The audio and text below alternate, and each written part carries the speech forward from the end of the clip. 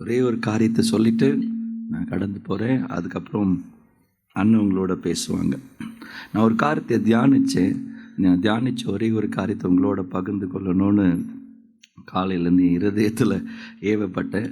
அதை மாத்திரம் உங்களோட பகிர்ந்து கொள்ளுகிறேன். முதல் ராஜா யார் வேதத்தில்? ஆமென். சரிங்களா? சவுல் தான் முதல் ராஜா. அதுக்கு முன்னால் பார்த்தீங்கன்னா ஆசாரியர்கள் இருந்தாங்க, அதுக்கப்புறம் நியாயாதிபதிகள் இருந்தாங்க. நியாயாதிபதிகளுக்கு அப்புறம் கர்த்தர் அவங்க கேட்குறாங்க, எங்களுக்கு ஒரு ராஜா வேணும். எல்லாருக்கும் ராஜா, அசிரியாவுக்கு ராஜா இருக்கிறான், அமலேக்குக்கு ராஜா இருக்கிறான், பெலிஸ்தீருக்கெல்லாம் ராஜா இருக்கிறான். எங்களுக்கு ராஜாவே இல்லை, எங்களுக்கு ஒரு ராஜா தாங்க இறங்க. ஆண்டவர் சொல்கிறார், நானே உனக்கு எல்லாமே இருக்கிறேனே, நானே உங்களை நடத்துகிறேனே, உங்களுக்கு என்ன வேணும்? இல்லை உலகத்தார போல் எங்களுக்கு வேணும்னு கேட்குறாங்க. அது ஆண்டோடைய உள்ளத்தில் ரொம்ப துக்கம். நிறைய நேரம் நமக்கு கர்த்தரே இல்லாமல் இருப்பார். நம்ம யோசிப்போம், அவனுக்கு இருக்கிறாங்க. ஒரு நேரத்தில் நமக்கு தப்பாக நினச்சிக்காதீங்க, ஒரு சத்தில் யோசிங்க, நமக்கு ஒரு அப்பா இல்லை அம்மா இல்லைன்னும் போது அந்த வெற்றிடத்தை இயேசு நிரப்புவார். வெற்றிடத்தை இயேசு நிரப்புறார். நான் அதை விசுவாசிக்கிறேன். ஆனால் நம்ம என்ன யோசிப்போம், அவனுக்கெல்லாம் அப்பா இருக்குது, எனக்கு அப்பா இல்லை. அவங்களுக்கெல்லாம் அம்மா இருக்குது, எனக்கு அம்மா இல்லை. அவங்களுக்கெல்லாம் அது இருக்குது. எது உங்களுக்கு இல்லையோ அந்த வெற்றிடத்தை இயேசு நிரப்பிடுவார். அதுதான் நான் என் வாழ்க்கையில் பார்த்தது. இவங்க என்ன பண்ணுறாங்க, எங்களுக்கு ஒரு இது இல்லைன்னு யோசித்தாங்க. கர்த்தரே எல்லாமா இருக்கிறார். இஸ்ரவேல் மக்கள் செஞ்ச தப்பு மாதிரி நம்ம செஞ்சிடக்கூடாது. நம்ம ஒரு நேரத்தில் யோசிக்கிறோம், எனக்கு இது இல்லை, எனக்கு அது இல்லை, அவனுக்கு அது இருக்குது, அவளுக்கு அது இருக்குது. இன்னும் எனக்கு இயேசு இருக்கிறாரா, அது போதும். இந்த உலகத்தில் பெரிய கோடீஸ்வரனாக இருக்கலாம், மல்டி மில்லியனர். இப்போ இந்தியாவில் பார்த்திங்கன்னா அதானி அம்பானின்வாங்க. அவர் பரிதபிக்கப்பட்டவர். எப்போ தெரியுமா? இயேசுவை உள்ளத்தில் ஏற்றுக்கொள்கிற வரைக்கும். அவரை போல் பரிதாபமானவர் யாரும் இல்லை. ஆனால் என்னைக்கும் உங்களுக்கும் நம்ம ராஜாதி ராஜாவுடைய பிள்ளைங்க. இந்த உலகத்தில் பார்வைக்கு அம்பானி பெருசாக இருக்கலாம், பார்வைக்கு பெரிய அதானி பெருசாக இருக்கலாம். பரலோகத்துடைய பார்வையில் இங்கே ராஜரிகம் பண்ணுறது கர்த்தர். ஒருவேளை உலகத்தில் நிறைய சிஸ்டம் இருக்கலாம், லீடர்ஸ், மினிஸ்டர்ஸ், பிரசிடென்ட்ஸ் எல்லாமே இருக்கலாம். இது ஆண்டவர் ஏற்படுத்தியிருக்கிறார். ஆனால் சர்வலோகத்தின் தேவன் கர்த்தர், சர்வலோகத்தின் ராஜா கர்த்தர். நம்மளுடைய மைண்டில் அதை வச்சுக்கணும், மறந்துடக்கூடாது. ஃபிசிக்கலாக எல்லாத்தையும் பார்க்குறோம், ஃபிசிக்கலாக நம்ம படிக்கிறோம், ஒர்க் பண்ணுறோம், இதெல்லாம் ஃபிசிக்கல் திங்ஸ். பட் அல்டிமேட் என்னென்னா கர்த்தர் ராஜரிகம் பண்ணுகிறார். அவர் தான் எல்லாத்தையும் அங்கங்கே ஏற்படுத்துகிறார். அவர் இந்தியாவுக்கு அவர் தான் கர்த்தர், அமெரிக்காவுக்கு அவர் தான் கர்த்தர், தேசங்களுக்கு அவர் தான் ராஜா. அவர் தான் எல்லாத்தையும் ஏற்படுத்துகிறார், எல்லாத்தையும் கண்காணிக்கிறார், எல்லாருக்கும் பொறுப்பு கொடுக்குறாரா. இவன் எப்படி செய்கிறான், அவனுக்கு ஆளுகள் ஒரு பொறுப்பு, ராஜான்னு ஒரு பொறுப்பு கொடுக்குறாரு. எப்படி நடந்துக்கிறான்னு பார்க்குறாரு. ஒழுங்காக நடந்துக்கிறானா, அவன் கர்த்தருக்கு பயந்து உண்மையாக நடந்தானா கிருபை அவன் மேலே இருக்கும், தொடர்ந்து ஆட்சி நடக்கும். இல்லை ரொம்ப துக்கப்படுத்துகிறான், கர்த்தரையே வேதனைப்படுத்துகிறான், ஜனங்களே சங்கடப்படுத்துகிறான்னா கர்த்தர் தூக்கி எறிஞ்சிருவார். யாராக இருந்தாலும் சரி தூக்கி எறிஞ்சிருவார். அவன் சொல்லுவான், நான் தான் எல்லாம். ஏன்னா நேபுகாத் நேச்சார்னு ஒரு ராஜா இருந்தார். நேபுகாத் நேச்சார் தானியேல் புஸ்தகத்தில் நீங்கள் வாசிச்சிங்கன்னா அவர் நான் தான் ராஜா, நான் தான் எல்லாம் அப்படின்ற ஒரு காரியத்தை அவர் சொன்னார். சரிங்களா? உண்மையாலே பார்த்தீங்கன்னா நேபுகாத் நேச்சார் பிரம்மாண்டமான ராஜா. அவர் என்ன பண்ணுறாரு, இஸ்ரவேலை கொள்ளையடித்து இஸ்ரவேலுடைய எருசலேம் இருக்கிற ஆலயத்தை இடித்து எல்லாத்தையும் தரமட்டமாக்கிட்டு போயிட்டார். போகும்போது எல்லாரையும் அடிமைகளாக கொண்டு போயிட்டார். அப்படிப்பட்ட ஒரு வல்லமையுள்ள ஒரு ராஜா தான் நேபுகாத் நேச்சார். அவனை அசைக்க யாராலையும் முடியாது. Nobody can touch him. He was such a powerful guy. அப்படி தான் தேசங்கள் அவனை பார்த்து பயப்படுற அளவுக்கு இருந்தார். ஆனால் கர்த்தர் தான் அவனுக்கு அந்த வல்லமையை தந்திருந்தார். அதை யார் யோசிக்கணும்? நேபுகாத் நேச்சார் யோசிக்கல. நேபுகாத் நேச்சார் நான் ஏன் வல்லமையில் பண்ணிட்டேன். இல்லைங்க, கர்த்தர் கிருபை கொடுக்க முடியலன்னா மூச்சை விட முடியாது. உன்னால் கர்த்தர் கிருபை கொடுக்க முடியலன்னா மூச்சை விட முடியாது. கர்த்தர் கிருபை கொடுக்கலன்னா இந்த ஒரு நர்வ் நம்ம கையில் கட்டாச்சுன்னா அந்த கையை தூக்கவே முடியாது. இப்போ எனக்கு இந்த தம்மில் அடிபட்டுச்சு லைட்டாக, இந்த தம்மை அசைக்கவே முடியல. இந்த கட்டை விரல் அவ்வளோ வேலை செய்யுது. ஒரு சின்ன காரியம் கூட இந்த கட்டை விரல் இல்லாமல் செய்ய முடியல. ஆனால் இதோடைய இது எனக்கு தெரியல. இந்த தம் ஃபிங்கர் மாத்திரம் அடிபட்டுச்சுன்னா காலையில் ப்ரஷ் பண்ணுறதுலேருந்து குளிக்கிறதுலேருந்து ஒவ்வொரு காரியமும் கஷ்டம். அப்படி ஞானத்தில் கர்த்தர் செஞ்சுருக்கிறார். சரிங்களா? அதான் கர்த்தருடைய ஞானம். அப்படி தான் எருசலேம் பாவம் செய்யும் போது, எருசலேம் மக்கள் கர்த்தருடைய பிள்ளைங்க தப்பு செய்யும் போது கர்த்தர் பாபிலோன் அனுமதிச்சிட்டார். போப்பா, எங்கள் மக்கள் வந்து நான் சொல்கிற கட்டளை கீழ்ப்படியில், நான் சொன்ன மாதிரி நடக்கலை, போனார். அவன் போய் எல்லாத்தையும் கொண்டு வந்துட்டான். இப்போ எல்லாத்தையும் ஆளுகை பண்ணி கொண்டு வந்தோடனே அவனுக்கு ஒரு பெருமை வந்துடுச்சு, நான் தான் எல்லாத்தையும் ஆள்றேன் அப்படின்னு. வாசிக்கலாமா? தானியேல் 5வது அதிகாரம், book of Daniel chapter 5 20th verse வாசிக்கிறேன். அவருடைய இருதயம் மேட்டிமையாகி அவருடைய ஆவி கர்வத்தினாலே கடினப்பட்ட போது அவர் தம் சிங்காசனத்திலிருந்து தள்ளப்பட்டார். அவருடைய மகிமை அவரை விட்டு அகன்று போனது அப்படின்னு ஒரு வாசகம் இருக்குது. சரிங்களா? இது யாரை குறித்து சொல்கிறாருன்னா, இஸ் டாக்கிங் அபவுட் நேபுகாத்நேச்சார். அவர் தான் அந்த காரியத்தை செஞ்சிட்டார். அவர் எப்படி தள்ளப்பட்டுட்டாருன்னா, அதோடைய 4ஆம் அதிகாரத்தில் அதோடைய காரியம் சொல்லப்படுகிறது. 4ஆம் அதிகாரம் 28 வசனம் பாருங்களேன். இதெல்லாம் ராஜாவாகிய நேபுகாத்நேச்சாரின் மேல் வந்தது. சரிங்களா? என்னெல்லாம் வந்தது அவர் மேலே பார்த்தீங்கன்னா, தேங்க்யூ லார்ட். 30 வசனம் வாசிக்கிறேன். இது என் வல்லமையின் பராக்கிரமத்தினால் என் மகிமை பிரஸ்தாபத்திற்கென்று ராஜ்யத்தின் அரண்மனையாக நான் கட்டின மகா பாபிலோன். அவர் போய் அந்த பாபிலோன் அந்த பில்டிங் மேலே நிற்கிறாரு. அவனுடைய பேலஸில் நின்னா முழு பாபிலோனும் தெரியுமா? அந்த அளவுக்கு ஒரு ஹியூஜ் பில்டிங். அவ்வளோ பெரிய ஒரு ராஜா அவர் போய் என்ன பண்ணார்? இது நான் கட்டினது, இது நான் யோசித்தார். ஆண்டவரே இது உங்கள் கிருபை அப்படின்லாம் யோசிக்கல, இது நான் கட்டினதுன்னு யோசிச்சார். பாருங்களேன், இந்த வார்த்தை அவரை சொல்லும் போது 31 வசனம், இந்த வார்த்தை ராஜாவின் வாயில் இருக்கும் பொழுதே வானத்திலிருந்து ஒரு சத்தம் உண்டாகி, ராஜாவாகிய நேபுகாத்நேச்சாரே, ராஜ்யபாரம் உன்னை விட்டு நீங்கிற்று, மனுஷரிருந்து நீ தள்ளப்படுவாய், வெளியின் மிருகங்களோடு சஞ்சரிப்பாய், மாடுகளைப் போல் புல்லை மேய்வாய். இப்படியே உன்னதமானவர் மனுஷருடைய ராஜ்யத்தில் ஆளுகை செய்து தமக்கு சித்தமாக இருக்கிறவனுக்கு அதை கொடுக்கிறார் என்பதை நீ அறிந்து கொள்ள மட்டும் 7 காலங்கள் உன்மேல் கடந்து போகும் என்று சொல்லப்படுது. ஒரு சத்தம் கேட்குது. அவர் சொல்லி முடிக்கிறாரு. அவர் சத்தம் முடிஞ்ச உடனே சத்தம் கேட்குது, உன் ராஜ்யபாரம் முடிஞ்சிடுச்சு. அவன் தான் பெரிய ராஜா, அவனுக்கு மேலே யார் இருக்கிறா? யோசிக்கணும். கர்த்தர் தான் எல்லாருக்கும் மேலே இருக்கிறார். இன்றைக்கி யூஎஸில் ட்ரம்ப் இருக்கலாம், இஸ்ரேலில் தண்ணில் யார் வேணால் இருக்கலாம், எல்லாவற்றுக்கும் மேலே இருக்குது கர்த்தர், நம்முடைய ஆண்டவர். அதை மறந்ததே கூடாது. அதனால் நம்ம பார்வைக்கு எந்த சீஃப் மினிஸ்டரோ, எந்த பொலிட்டிஷியனோ, எந்த ஆக்டர்ஸோ, எந்த ரிச் மேனோ பெருசாக தெரியவே கூடாது. நம்முடைய கண்களுக்கு தெரிவது எல்லாவற்றுக்கும் மேலே இருக்குது கர்த்தர் தான். இவங்களுடைய எல்லாமே கொஞ்சம்தான், ஒரு அளவு தான் எல்லாமே. ஒரு அதிகாரமோ ஒரு ஆளுக்கு எல்லாம் ஒரு லிமிட் தான் ஆண்டு தந்திருக்கார். எவ்வளோதான் ஒரு லிமிட்டுன்னு. எல்லாவற்றுக்கும் சர்வத்தையும் ஆளுகிறவர் கர்த்தர். அவர் சொல்லிட்டாரு, முடிஞ்சிச்சு பண்ணார். இவன் என்னாச்சு தெரியுமா? ராஜா பாபிலோனுடைய ராஜா என்ன ஆகிட்டாரா? மாட்டை போல மாறி புல்லு மேய ஆரம்பிச்சிட்டார். என்னையா பிகம் ஒரு மாடு போல மாட்டார், ஒரு கவ்வு போல மாறிட்டார். ஒரு கவ்வு போல் மாடு ஆக்ஸ் மாதிரி மாறி புல்லை மேய்ஞ்சிட்டு இருக்காராம். பல காலம் அவர் யாரும் தேடவே இல்லை. சரி, ராஜா காரணம் தேடி இருப்பாங்கள்ல, யாருக்கும் தேடணும்னு தோணலை. 7 காலங்கள். எப்போ? அவர் மனம் திரும்புகிற வரைக்கும். அவருக்கு அவர் மாட போல தான் இருந்தாராம். அவர் எப்போ மனம் திரும்புகிறார்லாம்? 35 வாசிக்கலாமா? பூமியில் குடிகள் எல்லாம் ஒன்றுமில்லை என்று எண்ணப்படுகிறார்கள். அவர் தமது சித்தத்தின்படியே வானத்தின் சேனையும் பூமியின் குடிகள் நடத்துகிறார். அவருடைய கையை தடுத்து அவரை நோக்கி என்ன செய்கிறீர் என்று சொல்லத்தக்கவன் யார்? ஒருத்தன் கிடையாது. என்ன செய்கிறீங்க ஆண்டவரே, நீ என்ன பண்ணுறீங்க? ஆனால் ஒரு சார் நம்ம கேட்டுருவோம்ல, என்ன பண்ணுறீங்க ஏசப்பா, என்ன நீ தப்பு பண்ணுறீங்க அப்படின்ற மாதிரி நம்ம ஆண்டவர் கேட்குறோம். அவருக்கு ரொம்ப ஞானம் இல்லாத மாதிரியும், அவர் செய்கிற காரியம் நமக்கு என்ன எப்படி செய்கிறீங்க, தப்பு பண்ணணும், டோன்ட் டூ திஸ் அப்படின்ற மாதிரி நம்ம பேசுவோம்.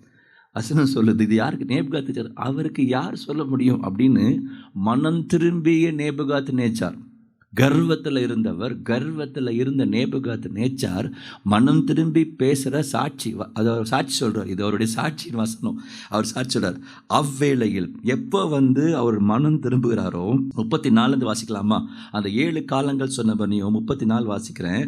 அந்த நாட்கள் சென்ற பின், அந்த 7 காலம் எதற்கு? தன்னை தாழ்த்துவதற்கு. நான் ஒன்றும் இல்லை, நான் பாபிலோன் சாம்ராஜ்யத்தையே கட்டி ஆண்டாலும், பல தேசங்களை கட்டி ஆண்டாலும், நான் ஒன்றும் இல்லைன்னு சொல்லி தன்னை தாழ்த்துவதற்கு எத்தனை காலம் ஏற்பட்டுச்சா? நம்ம கூட ஒரு நேரத்தில் நான் என் நாலேஜ் இருக்குது பார்த்தீங்களா, என்னுடைய டெக்னிக் பார்த்தீங்களா, எனக்கு என்னுடைய இதில் எல்லாம் what ever it might B, உங்களுக்கு டெக்னாலஜிக்கலாக நம்ம சவுண்டாக இருக்கலாம், இல்லைனா ஸ்கில்டாக இருக்கலாம், இல்லைனா பயங்கர பிரில்லி, whatever it might be, கர்த்தர் தான் பெரியவர். இதெல்லாம் ஒன்றும் கிடையாது. ஆமென். 7 நாட்கள் சென்ற பின்பு நேபுகாத்நேச்சராகிய நான் என் கண்களை வானத்துக்கு ஏறெடுக்க. ஏன் வானத்துக்கு ஏறெடுக்கிறாரு? அங்கதான் கர்த்தர் இருக்கிறார். தட் மீன்ஸ் சிங்காசனத்தில் இருக்கிறார், உயரத்தில் இருக்கிறார், நம்ம இருதயத்தில் இருக்கிறாரு. ஆனா அவர் சிங்காசனத்தை above everything, above everything. வானத்து கண்ணில் இருக்கு. பார்த்தீங்களா, புத்தி தெளியுது. இந்த புத்தி தெளிஞ்சாலே சரியா இருப்போம். அப்போ அதுக்கு முன்னாடி அவருக்கு அறிவு இருந்துச்சு, என்ன தெரியல, புத்தி தெளியல. இதான் நம்ம பிரச்சனை. நமக்குலாம் அறிவு இருக்குது, ஞானம் கூட இருக்குது வச்சுக்குவோமே, ஆனால் நிறைய நேரம் புத்தியே தெளிய மாட்டுது. சரிங்களா? புத்தி தெளிந்து அவர் எங்க பாரு, வானத்துக்கு ஏறெடுத்து எனக்கு புத்தி என் புத்தி எனக்கு திரும்பி வந்தது அப்படின்னு என்ன அர்த்தம்? அப்போ புத்தி எங்கே போயிருந்துச்சோ அங்கதான் இருந்துச்சு. சரியா இல்லை. நம்ம பார்வைக்கு எல்லாம் சரியா தெரியும், கர்த்தருடைய பார்வையில் அது எப்படி இருக்குன்னு பார்க்கணும். இதுதான் புத்தி. சரிங்களா? நம்ம புத்தியில் எல்லாமே சரியாக தெரியும், நம்ம நாலேஜில் எல்லாமே சரியாக தெரியும். ஆண்டவரே நீங்கள் சொல்லுங்கன்னா இந்த வழியில் போகலாமா, அழகாக இருக்கே, சூப்பராக இருக்கே. லோத்து பார்த்தாரு, ஆடு மாடுகளுக்கு தண்ணி இல்லை, அப்படி எடுத்து பார்த்தா வாவ் பச்சை பசேனுக்கு. புத்தி கண்களில் பார்த்தாரு, புத்தி சூப்பராக இருக்குன்னு போகிறாரு. அது என்னது? சோதம் கொமோரா. அவர் எட்டி பார்த்தது சோதம் கொமோரா. பார்க்க பச்சையாக இருக்கும், அழகாக இருக்கும், செழிப்பாக இருக்கும், உள்ளத்தான் பாவம் மறைஞ்சிருக்கும். நம்ம கவனமாக இருக்கும். நிறைய நேரம் நம்ம பார்வைக்கு செழிப்பாக இருக்குது, அழகாக இருக்குது, நல்ல சேலரி கொடுக்குறாங்க அந்த கம்பெனியில், போயிடலாமா, நல்ல salary, payment is good, CTS is good, அப்ராடுக்கான வாய்ப்பெலாம் இருக்குது. கர்த்தரை கேட்கணும், அங்கே கண்ணி இருக்கான்னு தெரியாது உனக்கு. நிறைய பேருக்கு வேலை இல்லாமல் கஷ்டப்பட்டோன்னு ஏதோ ஒரு வேலைக்கு போயிடுவாங்க. போனால் தான் தெரியும் அங்கே எல்லா பார்ட்டியும் இருக்கும். வீக்கெண்டு பார்ட்டி இருக்கும், வீக்கெண்டு பாவம் இருக்கும். பணம் சம்பாதிச்சிருவோம், ஆத்மாவை இழந்துருவோம். அதான் வசனம் சொல்ல, உலகம் முழுவதும் நீங்கள் ஆதாயப்படுத்திட்டு சொந்த ஆத்மா இழந்துடக்கூடாது. ரொம்ப கவனமாக இருக்கணும். இதெல்லாம் சத்ரு, இதெல்லாம் நம்ம யோசிக்க வைக்க மாட்டோம், நம்ம மைண்டை பிஸியாக வச்சுக்கிறோம், இதெல்லாம் யோசிக்காதபடிக்கு. Okay, let's come back. சரிங்களா? இவர் சொல்கிறாரு, அவருக்கு புத்தி எனக்கு திரும்ப வந்தது. அப்பொழுது நான் உன்னதமானவரை ஸ்தோத்தரித்து. அது வரைக்கும் அந்த வரைக்கும் யாரை ஸ்தோத்தரிக்கலை, யாரை யோசிக்கலை. தான் ராஜ்யம், தான் நான் அசீரியரை வென்றுட்டேன், நான் பாபிலோனை வென்றுட்டேன், நான் யூதாவை வென்றுட்டேன், எருசலேமை வென்றுட்டேன்னு பெருமையில் இருந்தவர், ஐயோ இதெல்லாம் நான் செய்யலப்பா, என்னை பலப்படுத்தின ஒருத்தர் செஞ்சாருன்னு சொல்லி யோசிச்சு அவர் பார்த்த உன்னதமானவரை ஸ்தோத்தரித்து என்றென்றைக்கும் ஜீவித்திருக்கிறவரை புகழ்ந்து மகிமைப்படுத்தினேன். பாருங்களேன், இது ஒரு ரட்சிக்கப்பட்ட கூட செய்ய மாட்டாங்க. ஒரு இயேசு அறியாத ராஜாவுடைய வார்த்தை வாயில வர வார்த்தையை பாருங்களேன், என்றென்றைக்கும் ஜீவித்திருக்கிறவரை அப்படின்னா அது அவர் என்றென்றைக்கும் ஜீவிக்கிற ஒரு தேவன். எப்படின்னு எப்ப புரியுது நேபுகாத்நேச்சாருக்கு? 7 காலங்கள். Is eternal God, is no beginning and end, is an alpha and omega. அவர் தான் ஆரம்பம், அவர் தான் எல்லாம், முதல்ல முடியும் அவர் தான். என்றைக்கும் ஜீவித்திருக்கிறவரை புகழ்ந்து மகிமைப்படுத்த. அதுக்கு என்ன பண்ணல? மகிமைப்படுத்தலை. இன்னைக்கு நம்ம யாரை மகிமைப்படுத்தணும் தெரியுமா? மனுஷர்களை அல்ல, ஊழியர்களை அல்ல, கர்த்தரை. நிறைய நேரம் நம்ம கொஞ்சம் மனுஷனை மகிமைப்படுத்த மாட்டோம், ஊழியரை மகிமைப்படுத்த கூடும். நேரத்தில் நம்ம அன்பின் நிமித்தமாக செஞ்சிடும். நோ, மகிமை கர்த்தருக்குரியது, மகிமை கர்த்தருக்குரிய. He alone deserve every glory. None of the man deserve every glory, not the man of God.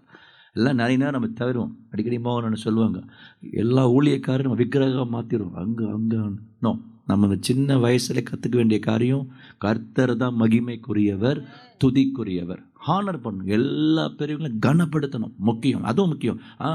கர்த்தர் தான் முக்கியம், மற்றெல்லாம் தேவையில்லை, அதுவும் தவறு. கர்த்தர் நமக்கு உயர்த்தப்படத்தக்கவர், மனுஷங்கள்லாம் கனப்படுத்தத்தக்கவர்கள். சரிங்களா? அவரை புகழ்ந்து மகிமைப்படுத்துறாரு.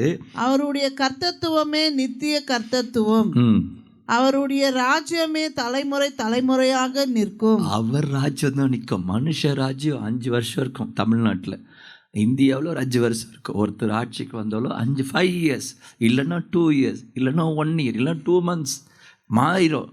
Nobody is guaranteed. இவங்கெல்லாம் ஓட்டு போட்டாங்க, இவர் சீஃப் மினிஸ்டர் ஆகிட்டார், 5 வருஷம் அரசு ஆளுவார்னு கேரண்டி கிடையாது யாருக்குமே.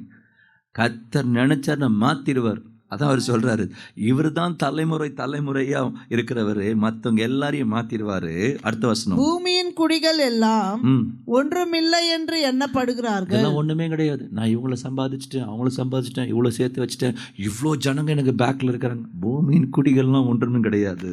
அவர் தமது சித்தத்தின்படியே வானத்தின் சேனையையும் பூமியின் குடிகளையும் நடத்துகிறார். ரெண்டு செய்யறாரு. அவருக்கு என்ன சித்தமோ அதான் வானத்தின் சேனைகள் கட்டளை கொடுக்கிறார். தூதர் கட்டளை, தூதர் போ அப்படின்னுவார். ஒரு தூதன் போவான். தூதன் போவானா போவான். ஜனங்கள்லாம் ஜெபம் பண்ணுறாங்க. பேதுரு சிறைச்சாலையில் இருக்கிறாரு. ஊக்கமாக ஜெபிக்கிறாங்க. அடுத்த நாள் காலையில் பேதுரு சாக போகிறார். அவர் கொலை பண்ண போகிறாங்க. அவங்க பண்ணுற ஜெபத்தினால கர்த்தர் பார்க்குறாரு, என் பிள்ளைங்க ஜெபம் பண்ணிட்டாங்க, நான் செயல்படணும், போகணும். தூதன் அனுப்புகிறாரு. அந்த தூதன் போய் அப்போஸ்தலர் 12ஆம் அதிகாரத்தில் பார்த்தீங்கன்னா பேதுரு ரிலீஸ் பண்ணுறார்.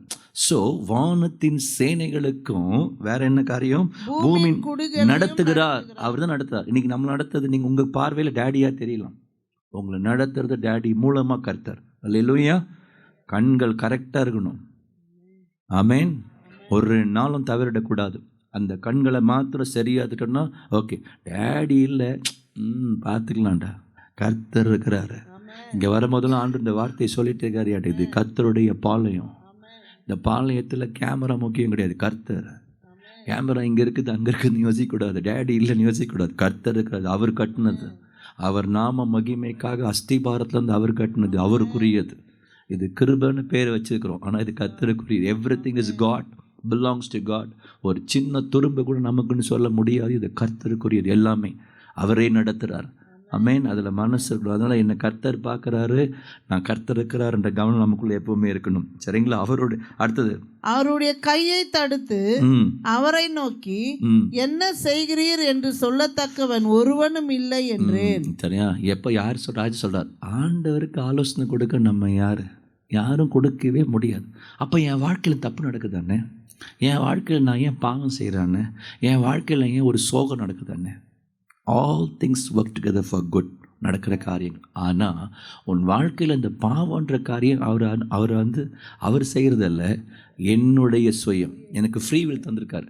நான் இந்த கையை வச்சு சிகரெட்டும் பிடிக்கலாம், இந்த கையை வச்சு அல்லையும் சொல்லலாம். இது ஆப்ஷன், என் ஆப்ஷன் தான், என் சாய்ஸ் தான். எனக்கு கத்துற ஒரு ரோபோ மாதிரி வைக்கல, ஃப்ரீ வில் தந்திருக்காரு. உனக்கு பிரியமாக நீ நடந்துக்கோ, ஆனால் என்னை நினச்சிக்கோ. உனக்கு ஃப்ரீயாக விட்டுருக்குறேன், ஆனால் நினச்சிக்கோ, நான் உன் தேவன், நான் உன் கர்த்தர்னு. நம்ம நிறைய ஃப்ரீயாக இருக்கிறதுனால என்ன வேணால் பண்ணலான்னு யோசிக்கிறோம், அங்கே தான் மாட்டிக்கிறோம்.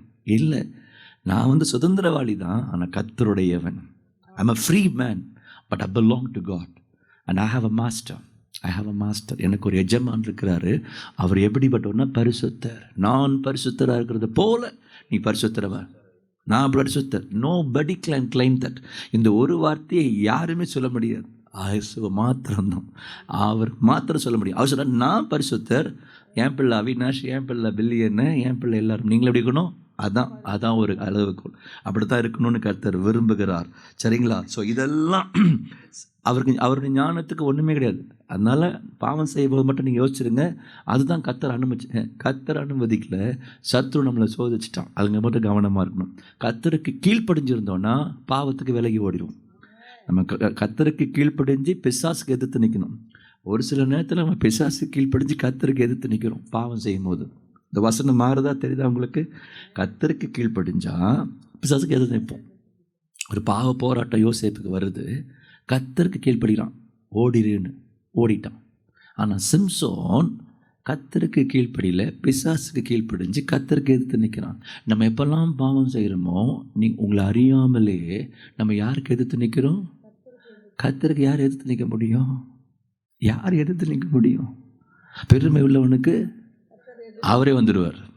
பெருமை வந்துடுச்சு. இங்கே ஏன் கர்த்தர் வந்தார்னா, நேபுகாத்நேச்சர் வாழ்க்கையில் நான் தான் கிருபை தந்தேன், நான் தான் ஆளுகை தந்தேன், நான் தான் ராஜ்யத்தை தந்தேன், நீ என்ன கொஞ்சம் கூட யோசிக்கலையே. அட்லீஸ்ட் தேவன் கடவுள்னு சொல்லிடலாம். இன்றைக்கி நிறைய பேர் சொல்லுவாங்க, அவங்களுக்கு ஏசப்பாவை தெரியாது, ஆனால் பக்தியாக இருப்பாங்க, எல்லாம் தெய்வங்கன்னுவாங்க. யார்? கர்த்தர் தான். அவங்க அறியாமல் சொல்கிறாங்க, அவருக்கு பேர் தெரியல அவங்களுக்கு, அதனால தெய்வம். அதனால் ஆனால் இவனுக்கு அப்படியாவது சொல்லிக்கலாம், கடவுளுடைய அனுக்கிரகம் ஏதாவது சொல்லிக்கலாம். சார் ஒன்றுமே எல்லாம் நான்ட்டாரா? அந்த நானுன்னு வந்தாலே பிரச்சனை. காட் இருக்கிற இடத்துல காட் தான் இருக்கட்டும். நானுன்னு ராஜா பேசினாலும், இயேசு அறியாதவங்க பேசினாலும், ஊழியக்காரர் பேசினாலும் அப்படி தள்ளி வச்சுட்டு, நீ இல்லைப்பா, த்ரோனில் இருக்கிறது நான் தான் காட்டுவார் அப்படின்னு சொல்லி அவ்வேளையில் என் புத்தி எனக்கு திரும்பி வந்தது. இதெல்லாம் அறிக்கை செய்கிறார். எப்படின்னா, என் புத்தி அவருக்கு திரும்ப வந்தது, என் ராஜபாரத்தின் மேன்மைக்காக என் மகிமையையும் முகக்கலையும் எனக்கு திரும்பி வந்தது. அவர் மாடு மாதிரி மாறிட்டார்ல, மாடு மாதிரி மாறினால அவர் தலையெல்லாம் பனி பெஞ்சு மாடு மாதிரி ஆயிட்டார். அவர் யாரும் கண்டே பிடிக்கல, முகமே மாறிச்சு அகோரமா. எப்போ தன்னை தாழ்த்துறாரோ எல்லாம் மாறும். Everything will change.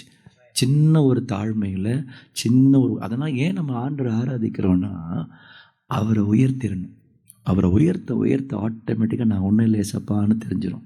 இந்த ஆராதனை சும்மா பாட்டு பாடி கைத்தட்டி கண்ணை திறந்து பார்த்துட்டு இருந்தோம்னு வச்சுக்கிங்களேன், அந்த அனுபவம் இல்லைன்னா நம்ம நிறைய காரியங்களை மிஸ்டேக் பண்ணுறோம். ஏன் வாரம் கர்த்தர் நம்மளை ஆராதிக்க வைக்கிறாருன்னா, அவரை உயர்த்தணும். ஆட்டோமேட்டிக்காக நம்ம யாருன்னு கண்ணாடி மாதிரி நம்மளை காட்டிடுவார். இப்போ மிரரில் பார்த்து தலை வாடுறோம்ல, நம்ம ஷர்ட் நல்லா இருக்கா, ட்ரெஸ் நல்லா இருக்கான்னு தெரியுது. ஆராதனையிலேயே கண்ணை முன்னா தெரிஞ்சிடும். உண்மையாக கண்ணை மூடணுன்னு இருதயத்தை திறந்து காட்டுவார். பார்த்தியா என்ன பார்த்தேன் நேற்று நைட்டு என்ன பேசிட்டு இருந்தேன் 11 மணிக்கு? நேசப்பா டைமோட சொல்கிறீங்க. ஆமாம், டைமோடு தான் சொல்லுவேன். நான் தான் உன்னை 24 மணி நேரம் பார்த்துட்டு இருக்கிறேனே. 20 ஆண்டவரே என்னை காக்கிற தேவன் உறங்குவது தூங்குவதில்லை. உன்னை பாதுகாக்கும் போது நீ பாவம் செய்யும் போது அது பார்த்துட்டு தான் இருக்கிறாரு நினைப்பு இருக்கும். நம்ம ஒரு நேரத்தில் பாதுகாப்புக்காக உறங்குவதுமில்லை தூங்குவதில்லைன்னு சொல்லுவோம். பாவம் செய்யும் போது கண்ணை முடிக்குங்க ஆண்டவரேவா. தவறும் பொழுது சின்ன காரியங்கள் எல்லாம் கர்த்தர் பார்க்குறாரு, கூடவே இருக்கிறார். ஸோ அவர் சொல்கிறாரு, முகக்கலையும் திரும்பி வந்துடுச்சான். முகக்கலையும் திரும்பி வந்த உடனே பாருங்களேன், என் மந்திரிமாரும் என் பிரபுக்களும் என்னை தேடி வந்தார்கள். ஓகே, இப்போ யார் தேடி வரா? 7 காலங்கள்லாம் எத்தனை வருஷம்னு எனக்கு தெரியல, சரிங்களா? இப்போ மனம் திரும்பி கர்த்தரை துதிச்சு ஆராதிக்கும் பொழுது முகக்கலை வந்தது மாத்திரம் இல்லை, உன்னை தேடி வருவாங்க. நிறைய நேரம் கர்த்தர் நம்மளை மறக்க வச்சிருவார். யோசேப்பை சொல்லி எழுப்புறான் அந்த பானபாத்திரக்காரன்ட்ட, ஐயா இந்த ராட்சசம் பானபாத்திரக்காரன்ட்ட நீங்கள் போகும்போது சொல்லுங்கள் நான் இங்கே இருக்கிறேன் அப்படின்னு. கண்டிப்பாக மறக்கவே மாட்டேன் பிரதர், உங்களெல்லாம் மறக்க முடியுமா? நீங்கள் எவ்வளோ பேர் ஹெல்ப் பண்ணிக்கிறீங்க, உங்களால் தான் நான் உள்ளே போகிறேன் பேலஸ்குள்ளே. சே உங்களெல்லாம் மறக்க மாட்டேன்னு சொல்லிட்டு அடி போவானா, கர்த்தர் டைம் எரேஸ் பண்ணிடுவார், மறந்துடுவாங்க. நமக்கு கோவமாக வரும், என்ன இந்த அங்கிள் மறந்துட்டார், இந்த அண்ணன் மறந்துட்டான், செஞ்ச நன்றி அப்படின்னு. அவர் மறக்கலை, ஆண்டவரே மறக்க வச்சுட்டார்.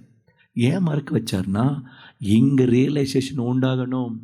there should be realization, who am I, where I am, who is my God. இந்த ரியலைசேஷன் உண்டாகணுன்றதுக்காக கர்த்தரே அதை மறக்க வச்சிடுறார்.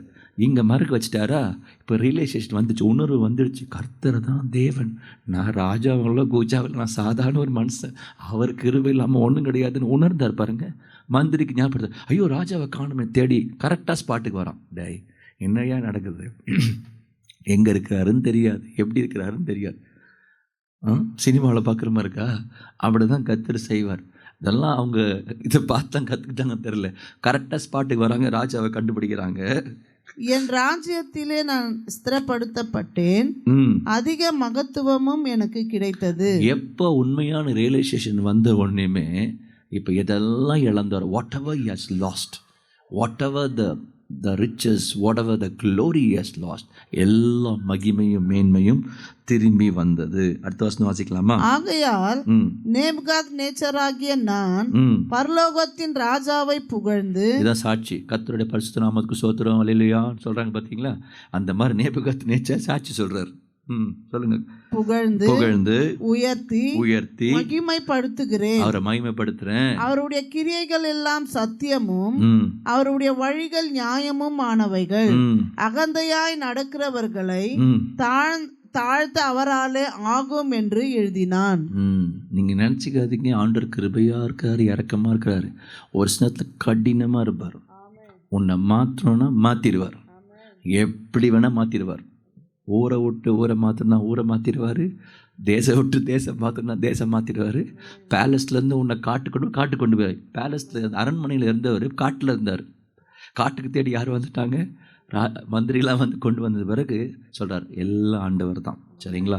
ஸோ இந்த ஒரு காரியத்தை மனசில் வைக்கணும். இதை நாங்கள் சொல்லணும்னு யோசிக்கலை. வேற ஒரு காரியத்தை நான் யோசித்தா நான் ஆண்டு சொல்ல வைக்கிறார். ஸோ இந்த ஒரு ஆண்டவர் எப்பவுமே உயர்த்தணும். உயர்த்தப்படத்தக்கவரும் மகிமைப்படுத்தத்தக்கவரும் கனத்துக்குரியவரும் கர்த்தர். இந்த ஒரு காரியத்தில் மாத்திரம் நம்ம ரொம்ப கவனமாக இருந்துட்டோம்னா நம்ம வாழ்க்கையில் நமக்கு தெரியும் எது இம்பார்ட்டண்ட், எது காரியம். கர்த்தரை கேட்காம எதையும் செய்யக்கூடாது. படிப்போ எந்த ஒரு காரியமோ ஆண்டவரை நீங்கள் சொல்லுங்கள். ஏன்னா நம்ம சுய புத்தியில் நம்ம பார்வைக்கு எல்லாம் நல்லதாக தெரியும் இல்லை. For our eyes everything is okay. வசனம் சொல்லுறது நீதிமொழிகள் 3ஆம் அதிகாரத்தில் 5ஆம் வசனத்தில் சொல்லுகிறது, உன் சுய புத்தியின் மேல் சாயாமல் உன் முழு இருதயத்தோடும் கர்த்தரில் நம்பிக்கையார். ஆண்டவர் உனக்காக எல்லாம் செய்வார். நான் ஹோமில் இருக்கிறேனே, என் எதிர்காலம் என்ன, எனக்கு என்ன பிரதர், எங்கள் அப்பா இல்லையே, எனக்கு அம்மா இல்லையே. எப்படி உங்களுக்கு எப்போ அப்பா இல்லையோ அம்மா இல்லையோ, இயேசு என்னவா மாறிடுவார்? அப்பாவாக மாறுவார், அம்மாவாக மாறிடுவார். அவரை நம்பணும்னா நம்ம சுய புத்தியில் சாராமல் முழு இருதயத்தோடு கர்த்தரில் நம்பிக்கை இருந்தோம்னா அவர் என்ன பண்ணுவார்? வழிகளில் எல்லாம் அவர் சும்மா கர்த்தரை சொல்லிட்டா மாத்திரம் இல்லை, வழியெல்லாம் நினைக்கணுமா. இங்கேருந்து பாய்ஸ் ஹோம்லேருந்து கேர்ள்ஸ் ஹோம் போகிறீங்களா, வழியில் போகும்போது இங்கே போனால் பேக்கரி இருக்கும், அங்கே போனால் அந்த வீடு, அதை யோசிக்கக்கூடாது. இன்றைக்கி என்ன சாப்பாடு இருக்கும் அதை யோசிக்கூடாது. உன் வழிகளில் எல்லாம் நினைக்கணுமா. இந்த வழியில் போனால் ஒரு பாவம் இருக்குதுன்னு வச்சுக்கோங்களேன், அந்த வழியில் கர்த்தர் நினச்சேன்னு நினைக்கிறேன் பாவத்தை மேற்கொண்டுடலாம். ஏன் இதை சொல்கிறேன்னா, சிம்சோனு ஒரு வழியாக போகிறார். ஒரு வழியாக போகும்போது, திராட்சை தோட்ட வழியாக போகும்போது யாரை நினைக்கல? கர்த்தரை நினைக்கல. அவர் நினைப்பெல்லாம் அந்த பெண்ணு மேலே தான் இருந்துச்சு. பார்க்கணும், இன்றைக்கி போனால் பார்த்துடலாம். வழிகளில் யாரை நினைக்கணும்? கர்த்தரை நினைக்கணும். சிம்சோன் வழியில் நினைக்கல. சிங்கம் வந்துச்சு. சிங்கம் வந்தோடனே ஆண்டவரே பலன் கொடுத்தாரு, சிங்கத்தை முடிச்சிட்டாரு. திருப்பி போகும்போதாவது கர்த்தரை நினைக்கணும்ல. அப்போ ஒரு அசுத்தமான காரியம் இருக்குது, சிங்கத்தோடைய உடல் இருக்குது, அதை பார்க்க போகணுன்னு தோணுது. போகிறாரு, அதில் இருக்கிற தேன் எடுத்து சாப்பிட்டு தன்னை தீட்டுப்படுத்திக்கிறாரு. உன் வழிகளில் எல்லாம் அவரை நினைக்கல. ஐயோ கர்த்தர் நினைக்கல, அவர் தந்த அபிஷேகத்தை நினைக்கல, அவர் பண்ண பொருத்தனையை நினைக்கல, என் பரிசுத்தத்தை நினைக்கல, எதையுமே நினைக்கல.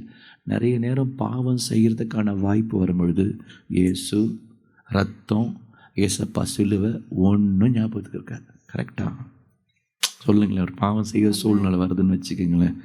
இப்போ எனக்கு வந்துச்சு ஒரு சில நேரத்தில் பாவ சூழ்நிலை. நான் ரட்சிக்கப்படும் போது எனக்கு ரொம்ப டிவி பைத்தியம். டிவி பார்த்துட்டே இருப்பேன், பார்த்துட்டு ரொம்ப ஆசை டிவி பார்க்கணுன்னு. ரட்சிக்கப்பட்டு வந்துட்டோம், ஒப்பு கொடுத்தோம். ஏசப்பா, உங்கள் பிள்ளை, நீங்கள் இருதயத்தில் இருக்கிறீங்க, நான் நல்ல பிள்ளையாக இருப்பேன்னு இருக்கிறேன். எங்கள் வீட்டில் டிவி போட்டாங்க. நான் டிவிலாம் போடாதீங்கம்மா அப்படின்றேன். உனக்கு வேணானே உள்ளே போன்ட்டாங்க. ஆனால் வெளியே ஒரு மாதிரி இருக்குது. நமக்கு பிடிச்ச சீரியல் ஓடுது, படம் ஓடுதா, பார்க்கணுன்னு தோணுது. சத்தம் வர கேட்குது. சத்தத்தையும் அது குறைக்கிறாங்களா? அதையும் குறைக்க மாட்டானுங்க. எனக்கு இப்போது உட்காந்துருக்கிற பெட்ரூமில், ஆனால் அங்கே போடுற சீரியலை கேட்டோடனே இப்போ ஹீரோ இப்போ வராரு, இந்த ஹீரோயின் இப்போ வராங்க, இது எல்லாம் அப்படியே மைண்டில் ஓடு. அந்த அளவுக்கு டெம்ப்டேஷன் ஆகிடுச்சு. என்ன பண்ணுறது? அப்படி இருக்கும் பொழுது ஆண்டவரை நினைக்கலையா, விழுந்துட்டு பார்த்துட்டு ஐயோ ஏசப்பா, சாரி ஏசப்பா, பார்க்கக்கூடாதுன்னு நினச்சி ஏசப்பா, பார்த்துட்டு ஏசப்பா அப்படி மன்னிப்பு கேட்குறேன். அப்புறம் ஆண்டு சொன்னார், நீ ஏன் அதையே நினைக்கிற? நீ என்ன நினை? நான் செஞ்ச நன்மையை நினை, நான் மன்னிச்சதை நினை அப்படின்னு ஆண்டவரை நினைக்க ஆரம்பிக்கும் பொழுது அதை மேற்கொள்ள முடியும். புரியுது உங்களுக்கு? ஏன் வழிகளெல்லாம் நினைக்கணும்னா, அவரை நினச்சிட்டே இருந்த எல்லா வழிகளிலும் தாண்டி போயிடலாம். நினைக்கல, பரிதாபத்தில் குழியில் விழுந்துட வேண்டியதுதான், குழியில் விழ வேண்டியதுதான். ஸோ அப்படி நினைக்கும் பொழுது அவர் உன் பாதைகளை செவ்வாய்ப்படுத்துவார். பாதை பள்ளமாக இருந்தால் கூட ஏசப்பா இது என்ன இப்படி இருக்குதுன்னா டக்குன்னு மாற்றிடுவார். இப்படி சோதனை வருது ஏசப்பா, எனக்கு மாற்றிடுவார், பாதையே மாற்றிடுவார். எனக்கு சோதனை கொடுக்குற ஒரு நபர் வந்தாங்கன்னா, என்னை சோதனைக்கு உட்படுத்துகிற ஒரு நபர் வந்தாங்கன்னா, ஆண்டவர் இப்படி வந்திருக்கிறாங்கன்னு என்ன பண்ணுறது, என்ன பாதுகாத்துக்கணும்னா அந்த ஆளை காலி பண்ணிடுவார் ஆண்டவர். ஆண்டவருக்கு நான் தான் முக்கியம், ஆண்டவருக்கு நீங்கள் தான் முக்கியம், உங்கள் ஆத்மா தான் முக்கியம். அதுக்காக ஆண்டவர் என்ன வேணால் செய்வார். தான் உயிரே கொடுத்தவர் என்ன வேணால் செய்வார். என் மகளுக்கு இது ஒரு பிரச்சனை, இடரலாக இந்த நபர் இருக்கிறாளா, தூக்கிடுவார், காலியே பண்ணிடுவார். சரி, அதுதான் ஆண்டவருடைய வைராக்கியம். அவருக்கு நீ வேணும், நீங்கள் வேணும் அப்படின்னு யோசிக்கிறவர். அதனால் நம்ம எப்பவும் இருதயத்தில் அவரை சார்ந்து அவரை நம்பி இருக்கணும், தாழ்மையாக இருக்கணும், உண்மையாக இருக்கணும். ஆண்டவரே நீங்கள் எல்லாம் செய்வீங்க, நான் நம்புகிறேன், நீங்கள் நான் உயர்த்துவீங்க. நான் ஒரே ஒரு காரியம் சொல்லி நான் முடிச்சிடுறேன். நான் சின்ன வயசில் இருக்கும்போது உங்களுக்கு ஒரு சின்ன வீடு இருந்துச்சு. அந்த சின்ன வீட்டில் ஒரு 10 இதுதான் எங்கள் வீடு சரிங்களா. இதில் ஒரு கட்டில் இருக்கும். நாங்கள் வீட்டில் 5 பேர், அப்பா அம்மா 2 அக்காங்க. அப்போது நாங்கள் அந்த கட்டிலில் நான், எங்கள் அப்பா, எங்கள் அம்மா படுத்துருவோம். எங்கள் 2 அக்கா அம்மாரும் எங்கள் பாட்டி வீட்டு போய் படுத்துருவாங்க. நைட்டானா அடி கிளம்பி போவாங்க. எல்லாம் கேட்பாங்க, எங்கே போகிறாங்க. ஓ, எங்கள் வீட்டில் இடம் இல்லை, அதனால் அங்கே படுக்க போகிறாங்க. அது என் மனசில் ஒரு பெரிய நெருடல். என்ன, எங்களுக்கு வீட்டில் ஒரு சின்ன இடம் படுக்க கூட இல்லையே சாப்பா. அப்போ ஆண்டவர் சொல்கிறார், நான் உன்னை ஆசீர்வதிப்பேன், நான் உன்னை உயர்த்துவேன். என்ன ஆண்டவரே ஆசீர்வதிப்பேன்றீங்க, உயர்த்துவேன்றீங்க, எங்களுக்கு வீடு கூட இல்லையே. அந்த ஜெபம் பண்ணும்பொழுது நம்பிக்கையாக விசுவாசத்தோடு ஜெபம் பண்ணி, சாப்பா நீங்கள் என்ன ஆசீர்வதிப்பேன்னு சொல்லிட்டீங்க, நான் அதை நம்புகிறேன். நம்புறதுக்கு எந்த சூழ்நிலை இல்லை. அதே ஓலை வீடு ஓட்டை வீடு தான். நான் நம்பினேன். பார்த்தீங்களா, கர்த்தர் ஆசீர்வதிக்க ஆரம்பித்தார். சின்னதாக இன்னொரு வீடு கட்டணும், அது முடிஞ்சிடுச்சு. அதுக்கப்புறமா நான் ரட்சிக்கப்பட்டு ஊழியத்துக்கு வந்த பிறகு ஒரு வீடும் கட்டிட்டோம்.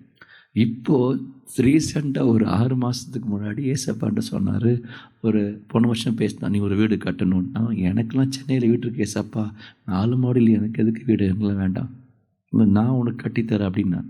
ஏசப்பா நீங்கள் கட்டி தரீங்களா அப்படி பேசிகிட்டே இருக்கிறார் ஏட்ட. நான் ஒரு வருஷம் அமைதியாக விட்டேன். திருப்பி கர்த்தர் பேசுகிறார். அப்போது அது காரியங்களை பண்ணி போன மாதம் ஜூலை மாதத்தில் அது கட்டி முடிச்சு டெடிகேட் பண்ணும். ஒரு நாள் அதிகாலையில் நான் ஜெபம் பண்ணிகிட்டே இருக்கிறேன். அந்த ஜெப அறை இருக்கும். அந்த ஜெப அறையில் ஜெபம் பண்ணிகிட்ருக்கேன். இந்த அறையை பார்த்தியா அப்படின்னார். ஆமாம் ஆண்டவரே, இது உங்கள் அறை, நீங்கள் இருக்கிற இடம்னு. எவ்வளோ பெருசாக இருக்குது பார்த்தியா, இது என்னுடைய அறை. ஆண்டு சொன்னார், எனக்குன்னு ஒரு அறை இருக்கணும் நீ வீடு கட்டும்போது. தான் சரியா சாப்பா, எங்களுக்கெல்லாம் உங்களுக்கு போகதான் எங்களுக்குள்ள பெருசாக இருக்கும். எல்லாம் கேட்டால் இவ்வளோ பெரிய ஆளா, இது கர்த்தருடையது, அவருக்கு பெருசாக தான் இருக்கணும், இது அவருடையது. அதில் ஒவ்வொரு சாட்சி.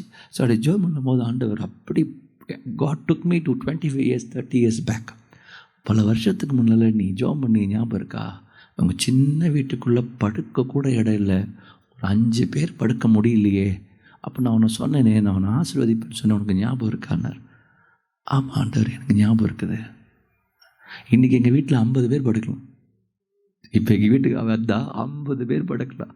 அத்தனை நிறைய தந்திருக்கார் ஆண்டவர். அப்போ தான் நான் யோசித்தேன், அவர் கொடுத்த வாக்குத்தத்தை நிறைவேற கொஞ்சம் நாட்கள் ஆகும். நான் யோசித்தேன், எனக்கு ஓலை வீட்டிலேருந்து ஒரு சின்ன ஆண்டவர் வீடு கொடுத்தோன்னே அப்பா ஏதோ ஆசீர்வாதம் நினச்சேன். அப்போ இந்த வசனத்தை ஆண்டவர் பேசலை. அதுக்கப்புறம் ஒரு சென்னையில் வீடு கட்டணும், அப்போது ஆண்டவர் என்கிட்ட பேசலை. இப்போ பேசுகிறார். அது அப்போ ஒன்று சொன்ன பற்றி அவனை ஆசீர்வதிப்பேன்னு, இதான் அது. அல்லேலூயா. அதனால் என் ஆண்டவர் ஒன்று சொன்னார்னா அதை செய்வார். அதை நம்ம விசுவாசித்தாதான் அது வளர ஆரம்பிக்கும், அது பெருக ஆரம்பிக்கும். அவர் சொல்ல சொல்ல என்ன சொன்னாலும் செஞ்சோன்னா ஆசீர்வாதம். நான் சென்னையில் இருக்கும்போது ஆண்டவர் 4 மாடிக்கு போனார். எனக்குள்ளே பயங்கர கேள்வி, என்ன ஆண்டவரே நீ போ, நான் உன்னை ஆசீர்வதிப்பேன்னு சொன்னார்.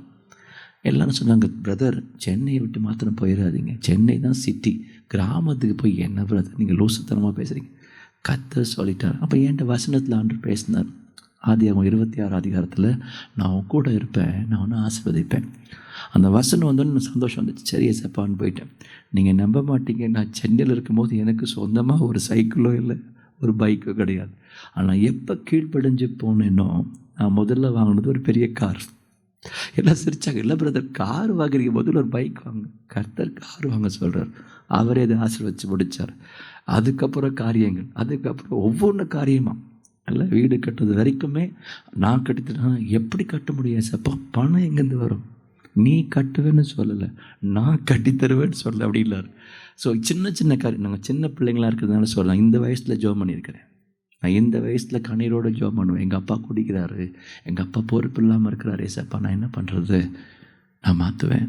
ஒவ்வொரு காரியமாக மாற்றினார், ஒவ்வொரு ஆசீர்வாதமாக வச்சுருக்காரு. அதனால் கர்த்தரை யார் முழு இருதயத்தோடு நம்புகிறாங்களோ, விசுவாசிக்கிறாங்களோ, அவருடைய கையில் மகத்துவத்தை பார்ப்பாங்க. அவர் எளியவனை புழுதியிலிருந்து எடுத்து சிறியவனை குப்பையிலேருந்து உயர்த்து. அடிக்கடி ஏசப்பா நான் சிறுவன், ஏசப்பா நான் எளியவன், ஆண்டவரே நீங்கள் என்னை ஆசீர்வதிக்க முடியுமா, நான் ஆசீர்வதிப்பேன், நான் தூக்குவேன். உன்னை குப்பையில் எல்லோரும் பார்க்கலாம், உன்னை குப்பைன்னு சொல்லலாம், யூ ஆர் நத்திங்னு சொல்லலாம். Don't worry about it, you are நத்திங்னு சொல்லலாம். அந்த நத்திங்கை தான் கர்த்தர் எக்ஸ்ட்ராடினரியாக மாற்றுவார், அமேசிங்காக மாற்றுவார். ஆமேன். God bless you. தேங்க்யூ.